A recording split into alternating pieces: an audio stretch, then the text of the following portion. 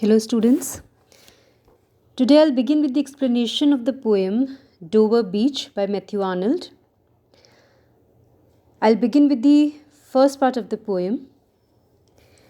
The sea is calm tonight, the tide is full, the moon lies fair upon the straits, on the French coast the light gleams and is gone.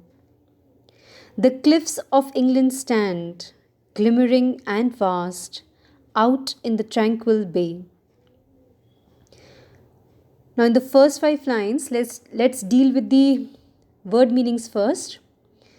The sea is calm tonight. The sea here refers to the English Channel. The tide is full. It means there is high tide in the sea. The moon lies fair. The moon lies fair means the moon light is reflected on the straits, upon the straits. It is beautiful. Upon the straits. Strait means it is a narrow passage joining two seas. Okay, it's a passage between two seas. On the French coast, it is normally known by the name of Calais, Calais. The light gleams and is gone. Gleams means shines. Okay, shines faintly, and then it is gone, it vanishes.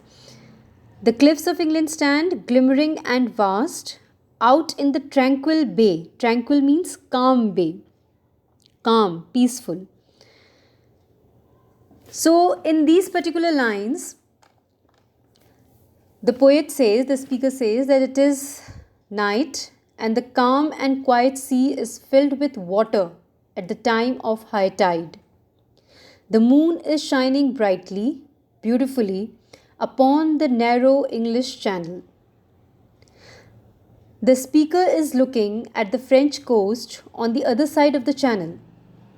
He sees the light on the French coast gleaming, and now, as the light has gone off, he concentrates on the English shore instead. The cliffs of the sea, the steep rocks on the seashore of Dover Beach stand tall with their large wavering reflections in the quiet sea. The speaker asks his beloved to come to the window to enjoy the sweet night air coming from where the sea meets the moonlit land of France.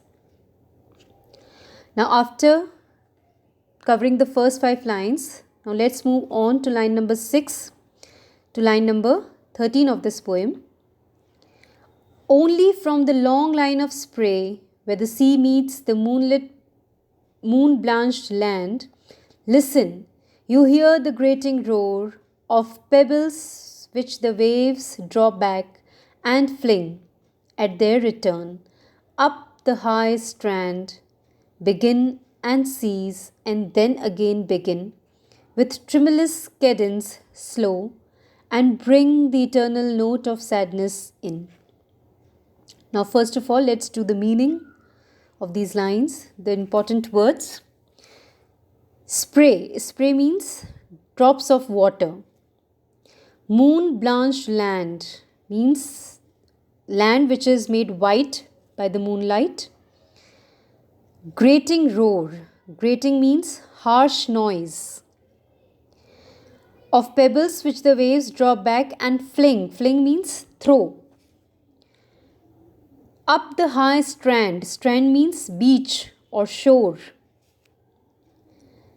Begin and cease and then again begin. It reflects the movement of the waves and the sea. The tremulous. Tremulous means in rhythm, rhythmic. Cadence means the tone. Okay. So let's do the meaning of these particular lines, explanation of these lines. In these lines from Dover Beach, Arnold describes a lovely scene at Dover on a moonlit night.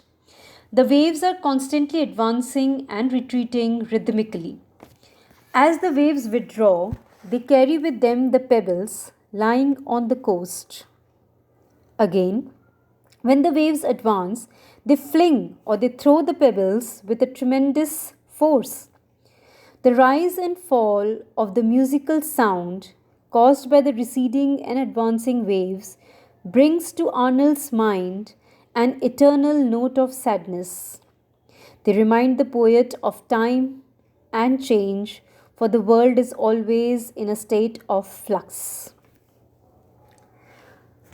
Now let's move on to the following lines after line number 14, sorry. Sophocles long ago heard it on the Aegean Sea, and it brought into his mind the turbid ebb and flow of human misery.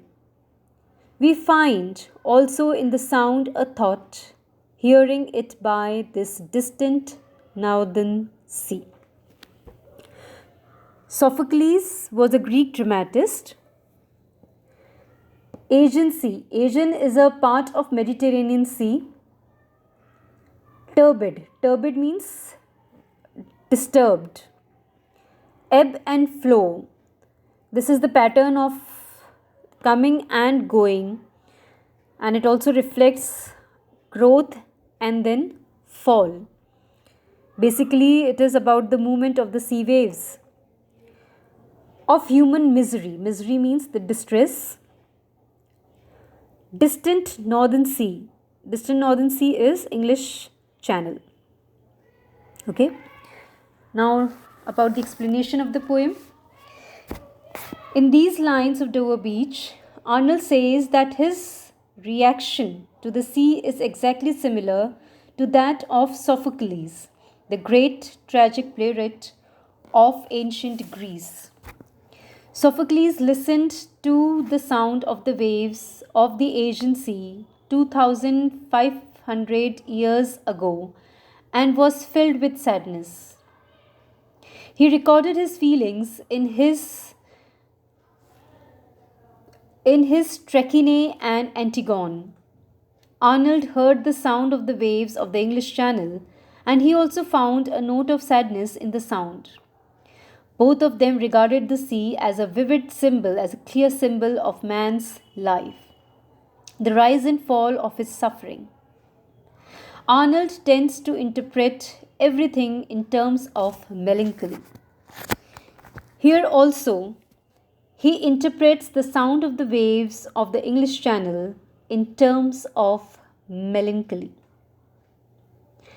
That's all for the first part of the poem. We'll move on to the next part of the poem in the following video. Thank you.